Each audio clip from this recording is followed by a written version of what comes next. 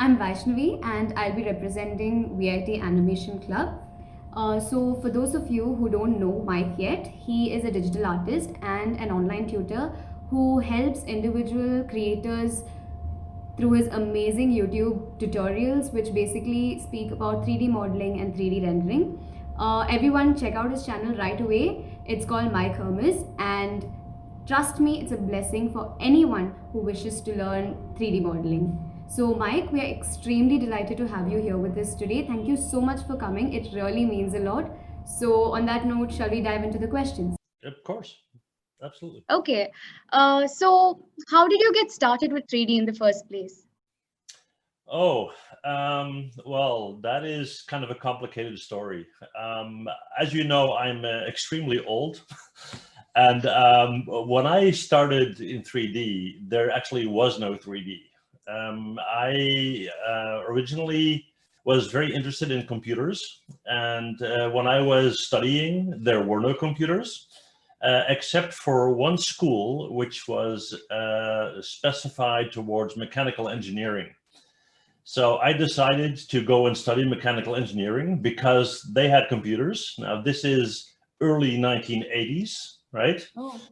And there was very little available, no software, very few computers, and we basically had to create our own software.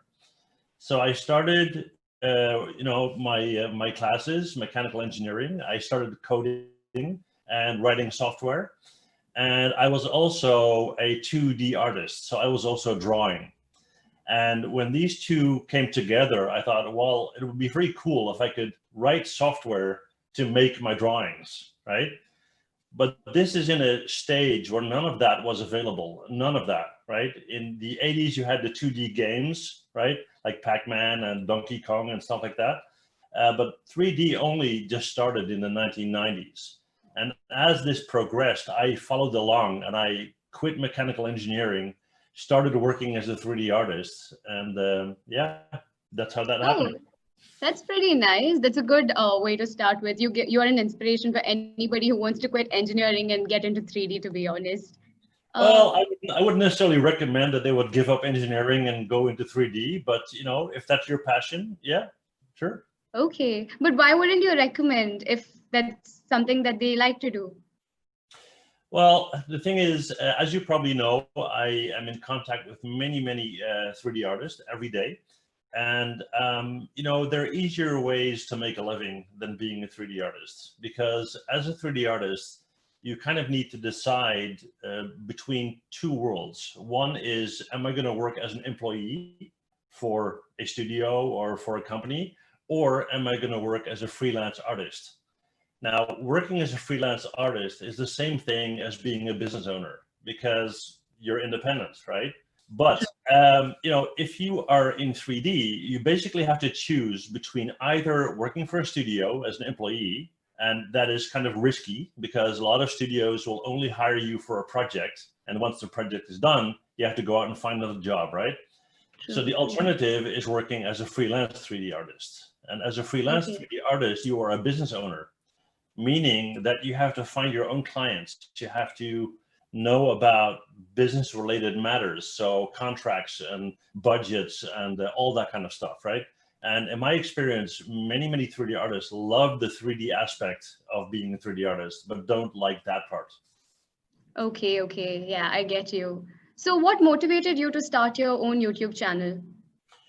Well, there's actually a very easy answer for that, and that is to give back to the community.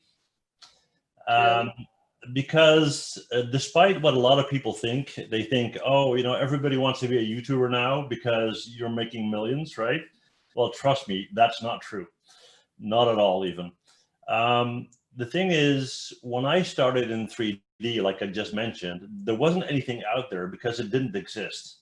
So, and to be honest, there wasn't even internet, right? So you literally had to find out everything by yourself. Now, what I promised when I started my YouTube channel is that I would always make educational content and it would always be free, because there are many people in the world that don't have access to college, that don't have the funds to go to college, or they live in a remote area and can't go to college, right? So if you're in whatever trade you are in for decades, I think it's the decent thing to do to give back to the next generation and to help them get started in the industry. So that's why I started the YouTube channel. Okay. So you've been in this industry for quite some time. And what are some of the most common mistakes people make? And could you give us some tips to avoid it? Okay, in what specific area? 3D in general? 3D in general. Okay. Good question, by the way. Very good Thank question. you. Okay, so if you look at 3D, regardless of what area you are in, whether you are rigging or animating or texturing or lighting, doesn't matter, right? Everybody in the industry is working towards the exact same goal, which is tell a story, right? That is your job as a 3D artist. Even a lighting artist is telling a story. A texturing artist is also telling a story, or you are contributing to someone who is telling a story. Now, when I say story, people think, okay, so you're talking about a movie. No, making a commercial for a bar of soap or shampoo, right? Maybe a bad example in my case, but you know, that is telling a story. You are selling a product, and selling a product is telling a story. Selling a car is telling a story. A movie is a story, but a game is also a story. Now, what a lot of people do in the 3D industry is they focus completely on the software. If I know everything about Maya, if I know everything about ZBrush, if I know every button, every function, then I will be a good 3D artist. No, because people that can do that, there are hundreds and thousands of people that can do that. The studios and the big companies, they're looking for people that understand why we're doing everything. What we're doing is we're telling a story. I'll give you a simple example. I review portfolios for people, right? For exactly this reason. And they will show me like a student room, a room in a dorm, right? And they have the desk and the bed and all that kind of stuff, right? And I'm like, okay, so where are the empty pizza boxes, and where is all the clothing on the table? And, why is there no empty beer bottles and all that kind of stuff? And that is real life. You're telling a story about your character. True. People forget that all the time. So I would advise to, of course, you need the technical skills, but study storyboarding, study scripting, study how movies are made. What is the story behind the movie? How did it become a movie? What is the idea behind the movie? Because as a 3D artist, ultimately you are working for somebody or working for somebody that's working for somebody that has a story in mind. And if you as a 3D artist can help tell that story and do it well, then they will hire you the next time. If you make great models, but have no clue about how to contribute into that storytelling process, they will not hire you again. Does that make sense? Yeah, I got you. Now, since you told about reviewing portfolios, how to make your portfolio look very impressive? Okay. First of all, less is more, right? I look at a lot of portfolios and I see very flashy and loud music and very rapid scene cuts. And, it's not the idea to impress somebody, right? It's the idea to bring across your story. There we go again, right? So depending on what type of 3D artist you are, you want to showcase your skills. And you have to figure what is the skill that I want to showcase. So this can be very different for an animator or very different for a lighting artist, right? So in the case that you're, for example, an animator, what you want to do is showcase your skills. Now, again, what most animators do is they showcase their technical skills, right? They got, the jumping and the stretching and all this kind of typical stuff. However, last year I worked with Pixar and I worked with a couple of senior animators from Pixar, and they told me whenever they review a upcoming animator, what they look for is the tiny micro expressions. So the blinking of an eye, moving a fingertip, sitting on a chair and shifting your weight slightly. So these very fine finesse type detail movement, because This tells them you have the power to observe, because being an animator means you can observe human behavior and bring that into a model, right?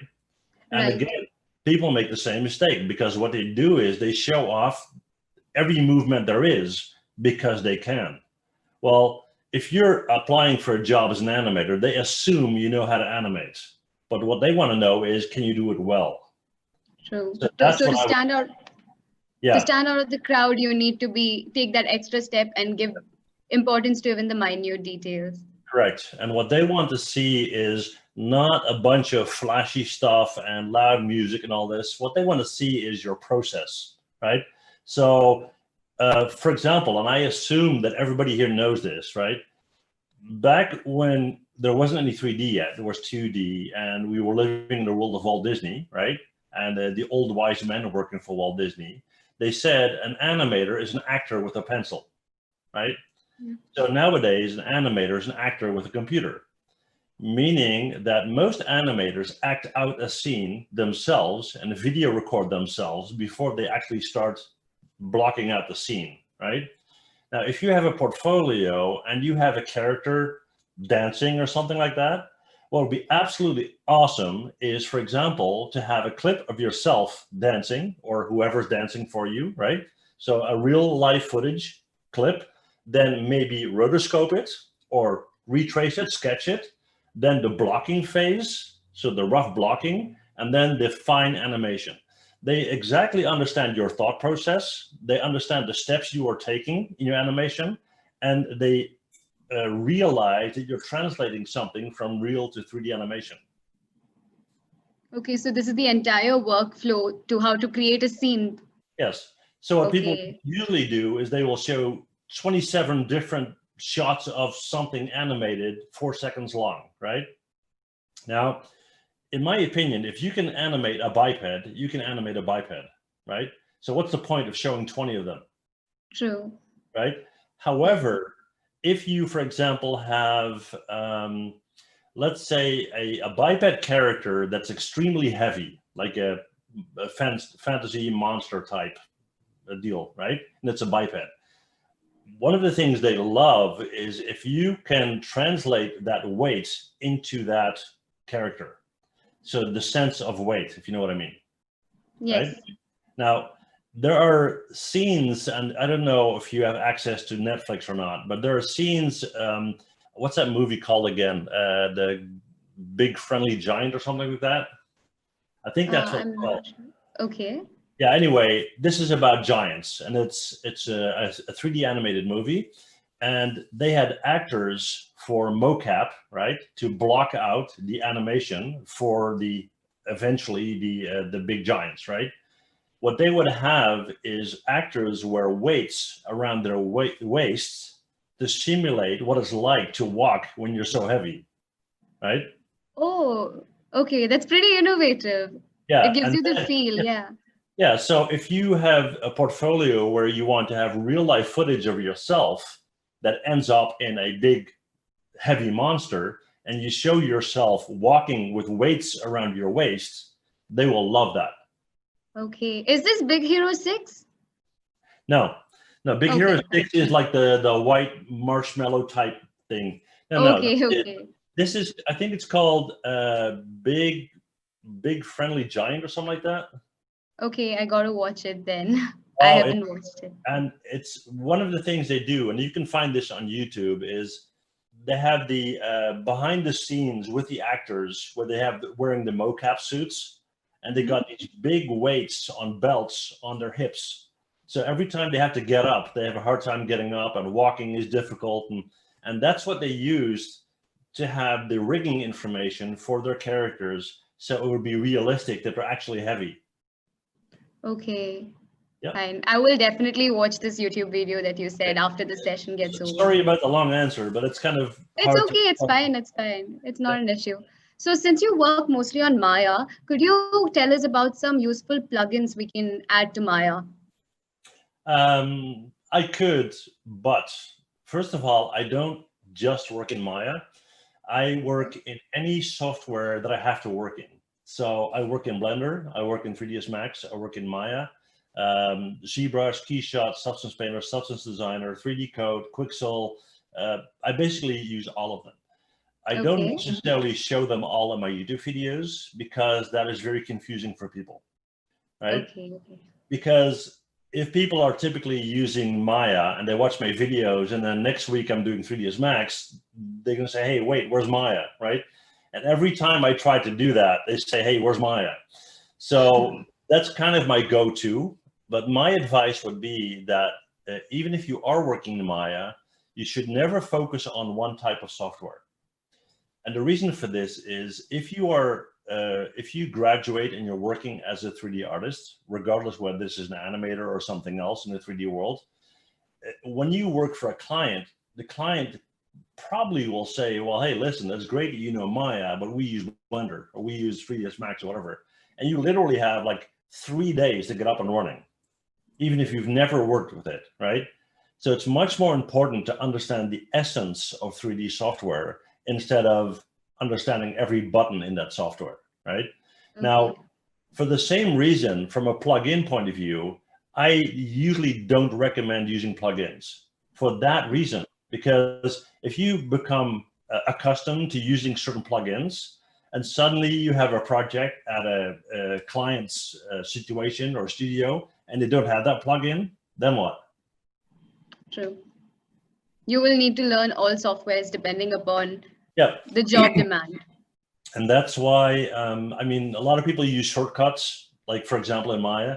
You always need to know where you can find this in the menu structure in software as well, because you will have a situation where either the shortcuts are not working or they have a different keyboard layout or they don't have that plugin, and you need to be very flexible. So you basically need to be able to make fire with 2 sticks, even if you have a lighter, if you know what I mean, right? Yes, I got it. Yes. So now we have few questions from our club members, so I'll read them out to you. Of Okay. course. So these are people who actually work with Maya. I'm not used to Maya. I'm a very beginner. I've just started exploring it. So this is from some experienced people. Okay.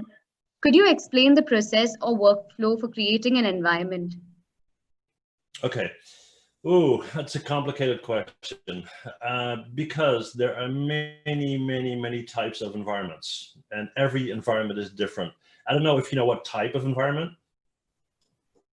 Okay, You I'm know? not sure. He hasn't mentioned it here. Okay, I'll try to keep it generic then, but this can become very complicated. All right, so the first thing you always do, regardless whether it's an environment or something else, is you look at what is the final purpose. Is this going to be a sequential render for, let's say, for example, a movie?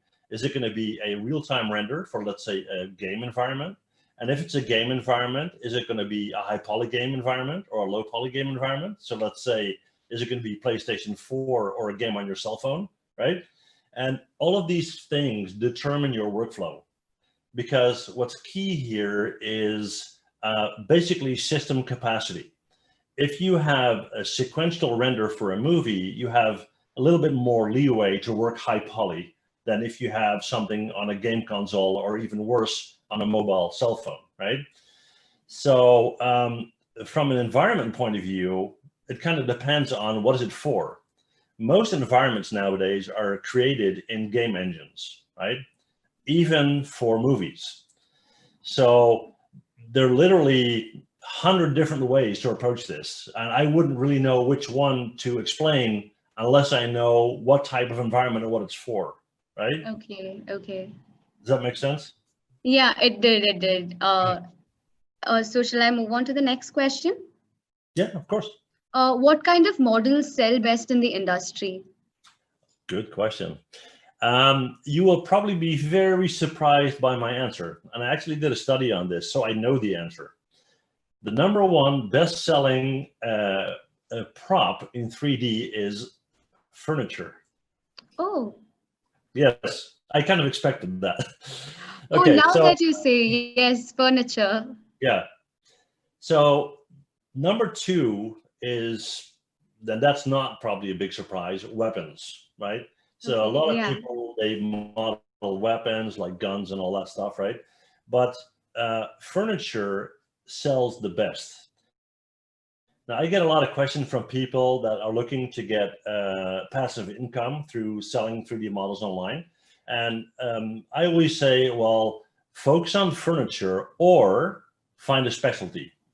Now, what do I mean by that? If you have a niche, something very specific, I know, for example, somebody who only does plated food, nothing else. He has a default kitchen set up. It's always the same with a plate, and then he has a hamburger on it or a fish or whatever, right? And that's super realistic, and he's completely specialized. So everybody in the food industry is looking for his work, right?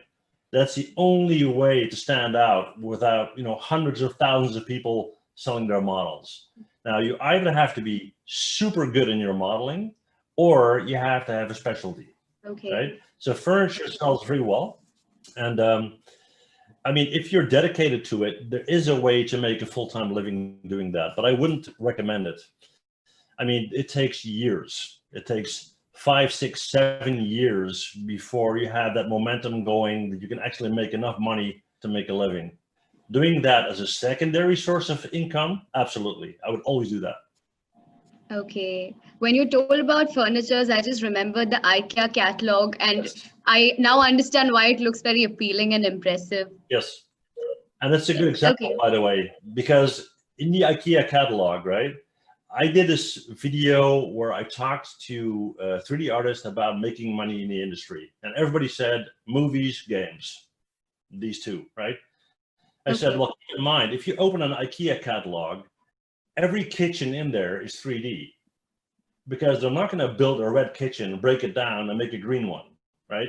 They make it in 3D, and they click and they change the color. So, good point. Yes. So, is there something that you would like to tell our audience from your side? Well, there may be a tip or a piece of advice that I would like to give.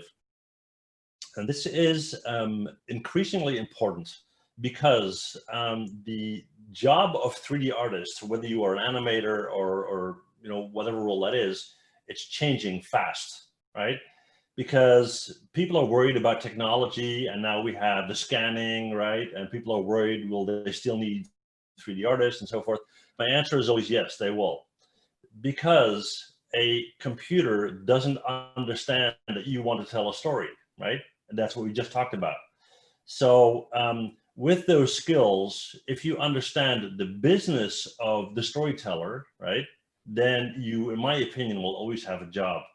Now, that translates to you need to spend time understanding the business side of being a 3D artist. 2 reasons.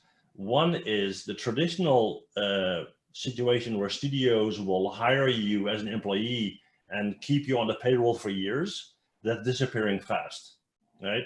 Because studios go from project to project. And if they don't have a project for you, why would they pay you, right? So they would hire you for a situation of 6 months, 8 months, maybe a year. Project's done, you're out of a job, right? The second situation, working freelance, same deal. You go from client to client. Now, that means that in the future, in all situations, you need to understand what it's like to run a business. So finances, taxes, contracts, budgets, all of that stuff. Most 3D artists hate it, but if you want to make it in the 3D industry, you pretty much have to spend time on that. Okay. Okay. I don't want to scare people off, but that's just the reality. True. So thank you so much, Mike. This concludes our interview, and I really hope that our audience picked up some useful tips from this. Thank you so much for coming. We had a great pleasure talking to you, and Zoom only allows 40 minutes, so it has already given me the pop-up message. No problem. And I would also like to thank our faculty coordinator, Ganpati sir, and VIT Vellore for this amazing opportunity that they gave us. And Mike, once again, it was truly captivating to talk to someone as passionate as you. Thank you so very much, all of you. And namaskar.